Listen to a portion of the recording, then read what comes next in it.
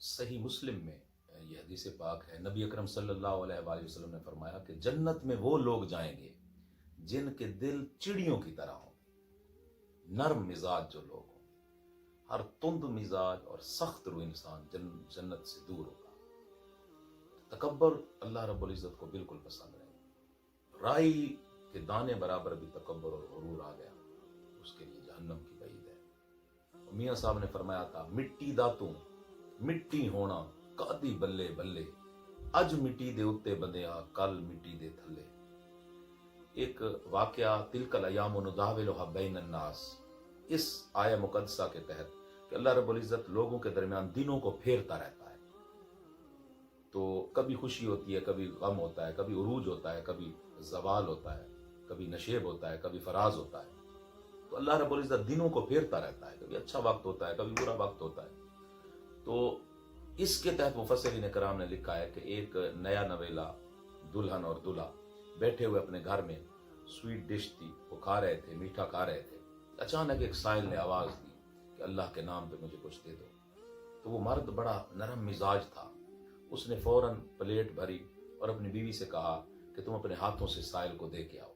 جب وہ عورت پہنچی دروازے کے اوپر تو اس نے ایک چیخ ماری اور غش کھا کے گر پڑی۔ وہ بھاگ کے گیا خامند، اور اس نے اپنی بیوی کو اٹھایا، واپس لایا۔ جب اسے ہوش آیا تو اس نے پوچھی وجہ کہ کیا وجہ کہ تم غش کھا کے گر گئی اور بے ہوش ہو گئی؟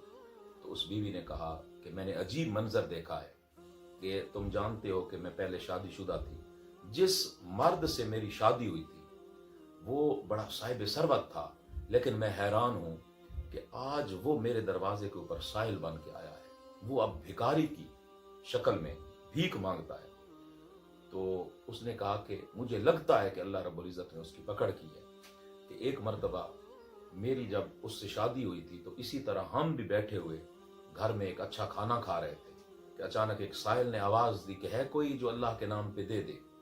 تو بار بار جب اس نے آواز دی تو میرا خامن جو تھا وہ بڑا جھگڑالو تھا اور سخت مزاج تھا، تندرو تھا، تو وہ فوراً بھاگتا ہوا گیا اور اس نے اس سائل کو گالیاں دی، جھڑکا، حتیٰ کہ وہ روتے ہوئے وہاں سے روانہ ہو گیا۔ اللہ فرماتا ہے نا، اما السائل فلا تنہر، کہ سائل کو کبھی جھڑکو نہ، جھڑکی نہ دو سائل کو۔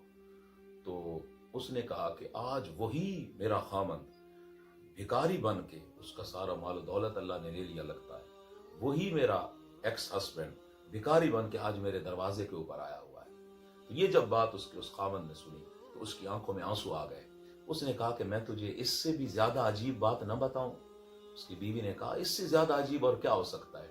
اس نے کہا کہ وہ سائل جس کو اس بندے نے دھتکارا تھا، گالیاں دی تھی اور دل آزاری کی تھی اور جھڑکا تھا اور اپنے دروازے سے بھگا دیا تھا اور وہ روتا ہوا گیا تھا، وہ کوئی اور نہیں تھا، وہ میں تھا۔